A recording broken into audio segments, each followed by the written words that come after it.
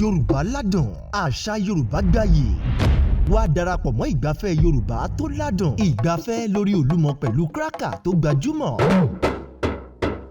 Darapọ̀ mọ́ wa fún ọjọ́ ìgbádùn kan tí ò ṣe fọwọ́rọ́ tì sẹ́yìn pẹ̀lú àwọn eré alarinrin, àwọn ìdíje alarinrin, àsopọ̀ pẹ̀lú àwọn ènìyàn pàtàkì tó fi mọ́ àwọn ìdíje èyí tó gbóúnjẹ fẹ́gbẹ́ gbà wó bọ̀ bíi Suwe, Ayo Olopon, ijó, ewì, Ibeere àti Idahun. Bẹ́ẹ̀ la ó mú olúborí kan nínú ẹ̀ka ìdíje kankan.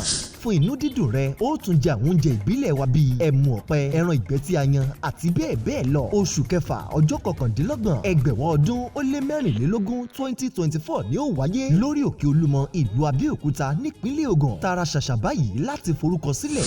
Ìforúkọsílẹ̀ fún ẹnìkan Ẹgbẹ̀rún 3, ìforúkọsílẹ̀ fún ọkọ àti aya Ẹgbẹ̀rún 5. Bẹ́ẹ̀ náà ìforúkọsílẹ̀ láti kópa nínú ìdíje Egberun Mewa. Ìforúkọsílẹ̀ ti bẹ̀rẹ̀ báyìí. Múra sílẹ̀ fún